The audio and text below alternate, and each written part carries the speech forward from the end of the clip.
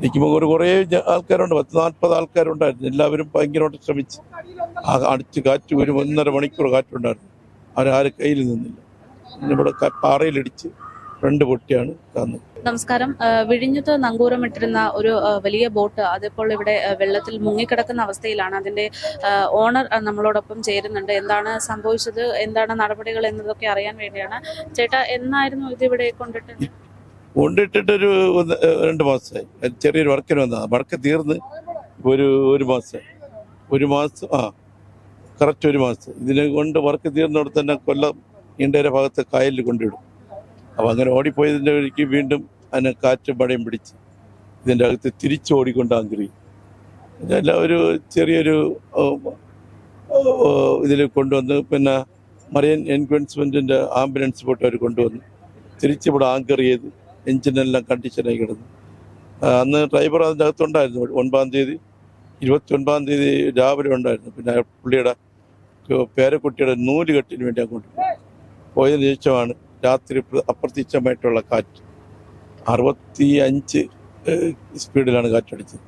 അപ്പോൾ ആ കാറ്റിന് നങ്കൂരം ഇളകി വന്ന് 100 വന്ന് ഇടിച്ചതാണ്. ഇരിക്കുമ്പോൾ കുറേ ആൾക്കാരുണ്ട്, 10-40 ആൾക്കാരുണ്ടായിരുന്നു. എല്ലാവരും ഭയങ്കരമായിട്ട് ശ്രമിച്ച് അടിച്ച് കാറ്റ് ഒരു 1.5 മണിക്കൂർ കാറ്റുണ്ടായിരുന്നു. ആരും കയ്യിൽ നിന്നില്ല. ഇവിടെ പാറയിലിടിച്ച് 2 പൊട്ടിയാണ് തന്നത്. ഞങ്ങൾ 8 മണിക്ക് കൊണ്ട് വന്നുകൊണ്ടിരിക്കുന്നു. 8 മണി പ്രശ്നം എന്ന് വെച്ചാൽ ഓരോ വെയിറ്റ് അല്ലേ, ഇതിൻ്റെ വെയിറ്റ് അനുസരിച്ച് പൊങ്ങി വരുമ്പോൾ അതിനുള്ള ബുദ്ധിമുട്ട് കാര്യങ്ങളുണ്ട്.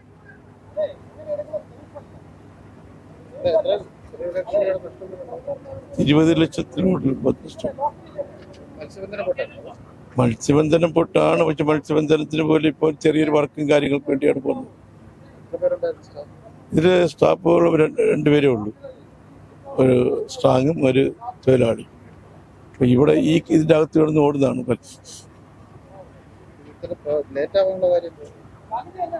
ഇതെടുക്കാനോ ഈ ക്രെയിൻ കിട്ടണ്ടേ? ഈ ക്രെയിൻ 80 ടൺ ക്രെയിനാണ്. ഇതുണ്ടെങ്കിൽ അത് എടുക്കാൻ പറ്റുള്ളൂ. 5 ടൺ 10 ടൺ ക്രെയിൻ കൊണ്ട് എടുക്കാൻ പറ്റത്തില്ല. അത് ആ ക്രെയിനോട് അതാണ്. ഈ ക്രെയിന് വേണ്ടിയാണ് ഇത്രയും വെയിറ്റ് ചെയ്തത്. ഇതിപ്പോ ഒരു കടക്കൂട്ടം നല്ല എമൗണ്ട് ഉണ്ട്. ഞാൻ തന്നെ ചെയ്യുന്നത്. അതെ, കൊടുക്കുന്നതിന് കൊടുത്തല്ലേ പറ്റും. ഞാൻ തന്നെയാണ്. ഇല്ല, ഒന്നും ആയിട്ടില്ല. ഇതുവരെ പരാതികളുണ്ടെന്ന് വെച്ചാൽ പരാതികൾ ഇനി ഇതിന്റെ പുറകെ ഒരാഴ്ച നടന്നില്ലേ ഗ്രൈനും കാര്യങ്ങളും പൊക്കാൻ വേണ്ടി. ഇനി നാളെ മുതൽ ശ്രമിക്കണം. പരാതി കാര്യങ്ങൾ എല്ലാവർക്കും അറിയാവുന്ന കാര്യമാണ്. കോസ്റ്റ് ഗാർഡും കോസ്റ്റൽ പോലീസും മറൈൻ എൻഫോഴ്സ്മെന്റ് എല്ലാവർക്കും അറിയാം. അപ്പോൾ അവർക്ക് നാളെ ചെന്ന് എല്ലാ ഡിപ്പാർട്ട്മെന്റിലും സഹായം ഉണ്ടാകുന്ന വെച്ചാൽ നമ്മുടെ സർക്കാരല്ലേ, സർക്കാരിന്റെ ഭാഗത്ത് നിന്ന് കഴിവുണ്ടാവണം. ഒരു കുടുംബം തകർന്നു കിടക്കില്ല. ഇവിടെ ചെറിയ വർക്കിനൊക്കെ വരാറുണ്ട്. ഫിഷിങ്ങിനല്ല, ഈ ചെറിയ വർക്കിന് ബോട്ടിന്റെ അകത്തുള്ള ചെറിയ വർക്കിനൊക്കെ വരാറുണ്ട്.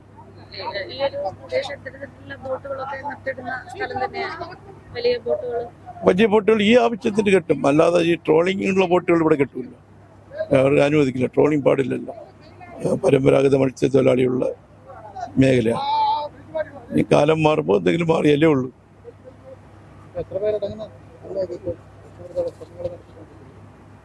സ്കൂബ ഡൈവിങ് ഒരു 6-7 പേരുണ്ട്. ട്രെയിൻ ഓപ്പറേറ്റർ 2-3 പേരുണ്ട്.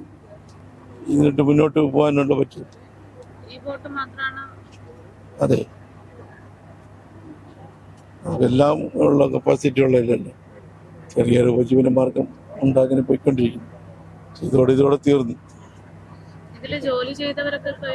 ഉണ്ട്, അവരൊക്കെ എന്താ അതിനെ കണ്ടീഷൻ അറിഞ്ഞിട്ടേ എന്തെങ്കിലും ചെയ്യാൻ പറ്റുള്ളൂ. നമുക്കിതിപ്പോൾ വെള്ളത്തിന്റെ പൊങ്ങി കിടക്കുന്നതൊന്നും പറയാൻ പറ്റില്ലല്ലോ. എടുത്തതിന് വെച്ചാൽ എന്താണ് മാർഗം എന്താണെന്ന് വെച്ചാൽ പിന്നെ നോക്കും.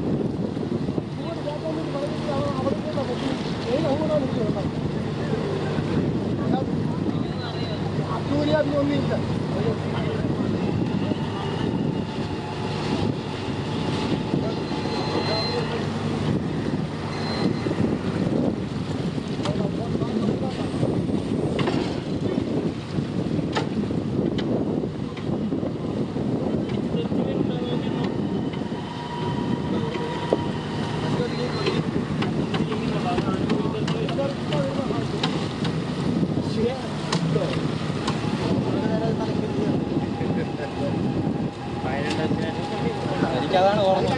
എനിക്ക് ഓർമ്മ ഇവരുടെ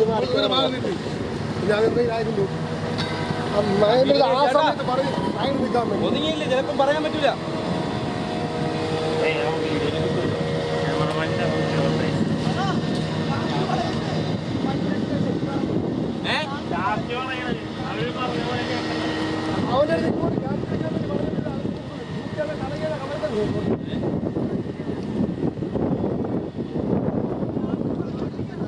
എടാ ഷാഫ്റ്റി വളയനെ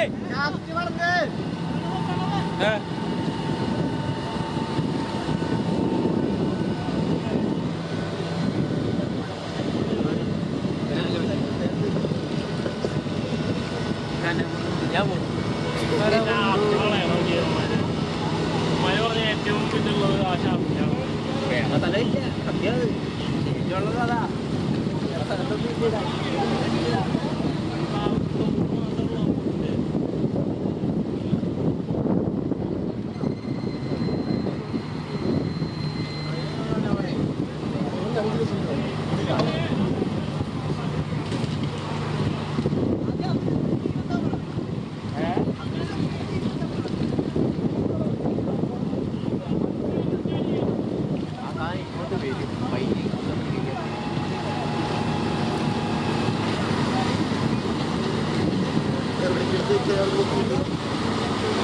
ഇനിയാലും സമയമുണ്ട് ഇങ്ങോട്ട് എടുക്കും. ഈ പൊട്ടുള്ളവരെ നോക്കി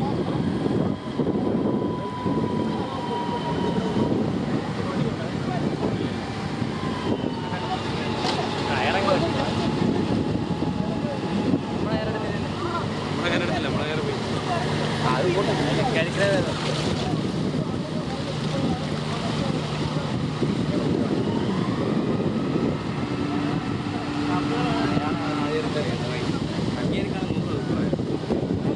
പയ്യെടുത്ത വെള്ളത്തിന് ഫുള്ള് വെള്ളമാണ്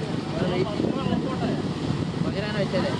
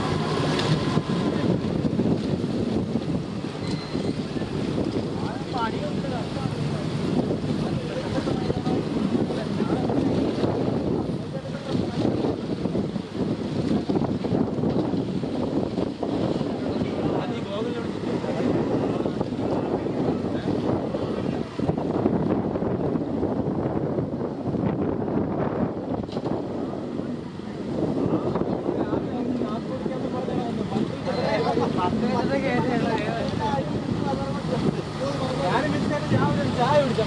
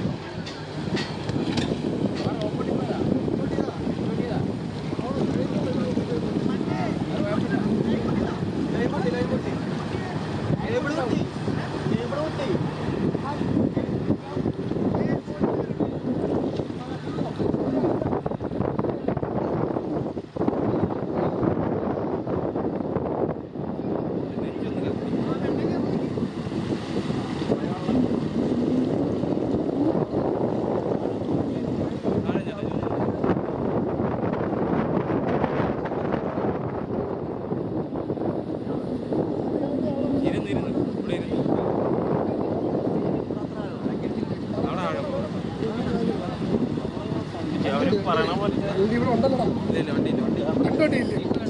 ഈ കൗണ്ടറാ